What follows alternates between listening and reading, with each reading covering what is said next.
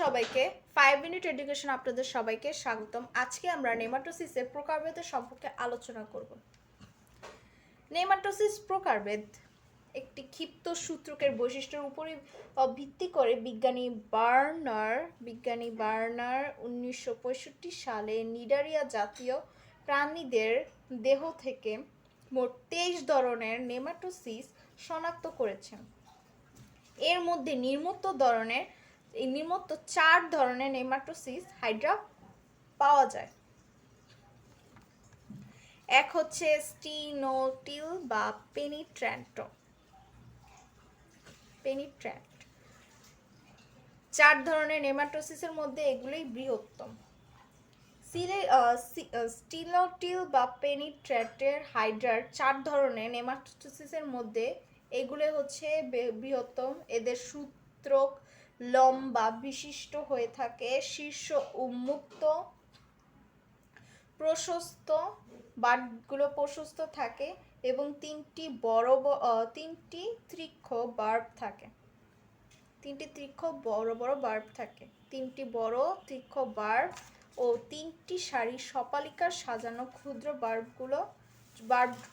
বার্বিউল যুক্ত থাকে। এদের ভেতরে হিপনোটক্সিন নামক বিষাক্ত তরল থাকে। 2 আছে ভলভেট।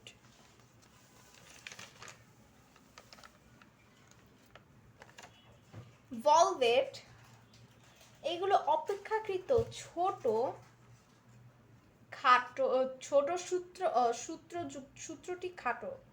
সূত্রযুক্ত মোটা স্থিতিস্থাপক কাঁটাবিহীন এবং বন্ধ শীর্ষযুক্ত নেমাটোসিস। ক্যাপসুলের ভেতরে সূত্রাকার একটি মাত্র পেঁচানো থাকে,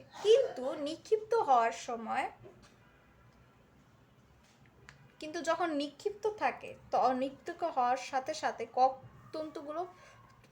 কট তন্তুর মতো পেঁচিয়ে যায়।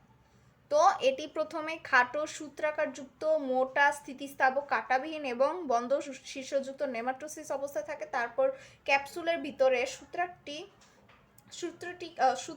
সূত্রকের একটি প্যাচ থাকে, কিন্তু নিক্ষিপ্ত যখন এটি উন্মুক্ত হয়ে যায় তখন সাথে সাথে ককতন্তুর মতো পেঁচিয়ে যায়।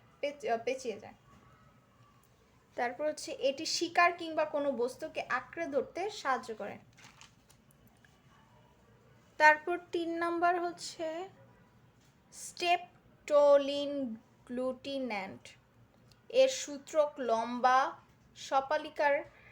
সপালিকারে সজ্জিত কাঁটাযুক্ত বাট, সুগঠিত নয়। এটি সূত্রাকার লম্বাও নয়, সপালিকারে সজ্জিত কাঁটাযুক্তও নয়, বাটও নাই এবং শীর্ষদেশ উন্মুক্ত থাকে। এদের শীর্ষদেশটি উন্মুক্ত থাকে। তারপর রয়েছে স্টেরিওলিন গ্লুটিন্যান্ট। এগুলো ক্ষুদ্রতম নেমাটোসিস, সূত্রক লম্বা, কাঁটাবিহীন, বাট সুগঠিত নয় এবং শীর্ষদেশ উন্মুক্ত। এদের ক্ষুদ্রতম নেমাটোসিস সূত্রকগুলি লম্বা, কাঁটাবিহীন, বাটগুলোও সুগঠিত নয়, শীর্ষদেশ কিন্তু উন্মুক্ত থাকে। আঠালো রস ক্ষরণ করে, চলন ও শিকার আটকে রাখতে সাহায্য করে। ওরা এক ধরনের আঠালো রস ক্ষরণ করে, যার ফলে তারা চলন ও শিকার আটকে রাখতে সাহায্য করে। তারপর রয়েছে নেমাটোসিস সূত্র নিক্ষেপণের কৌশল। নিউরোসাইট উদ্দীপ্ত হলে এই প্রক্রিয়াটা শুরু হতে থাকে। কোনো শিকারকে হাইড্রার কোশিকার নিকটবর্তী হলে শিকার দেহের রাসায়নিক পদার্থের প্রভাবে নেমাটোসিস প্রাচীরের প্রাণীবেদ্য ক্ষমতা বেড়ে যায়।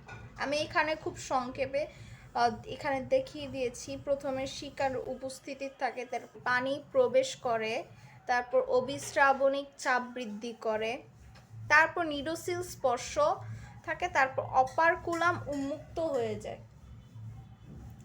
অর্থাৎ ভিতরে প্রাণী প্রথমে প্রবেশ করার পর ভেতরে অবিস্রাবণিক যে চাপ রয়েছে সেটি বেড়ে যায় এবং এ সময় শিকার নিডোসিল স্পর্শ করার মাত্রই অপারকুলাম খুলে যায়। নিডোসিল সাইটটাকে স্পর্শ করার মাত্র অপারকুলাম খুলে যায় এবং তখন দ্রুত পানি ভেতরে প্রবেশ করে যায় এবং হাইড্রোস্ট্যাটিকের চাপ বেড়ে যায়। আর এই হাইড্রোস্ট্যাটিকের চাপ বেড়ে গেলে নেমাটোসিস সূত্র ক্ষিপ্ত গতিতে বাইরে নিক্ষিপ্ত হয়ে যায়। যে নেমাটোসিস সূত্রটি ক্ষিপ্ত গতিতে বাইরে বের হয়ে যায়। নেমাটোসিস সূত্র একবার নিক্ষিপ্ত হলে স্ট্রোকের আর নিউরোসাইডে ফিরে আনা যায় না। এই যে নিউরোসাইড সূত্রক নিক্ষেপণ, তখন নিউরোসাইটটি নষ্ট হয়ে যায় আর ফিরে আনতে পারে না, কিংবা এক নিউরোসাইটে কোনো নেমাটোসিস সৃষ্টি করতে পারে না। এই ধরনের নিউরোসাইট ধীরে ধীরে গ্যাস্ট্রোভাস্কুলারের গহ্বরে প্রবেশ করে এবং অন্য খাদ্যবস্তুর সাথে হজম হয়ে যায়।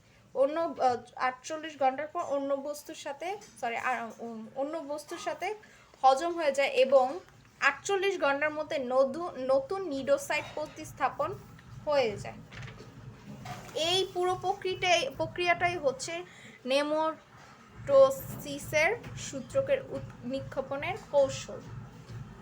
তো এই ছিল আজকে আমাদের আলোচনা।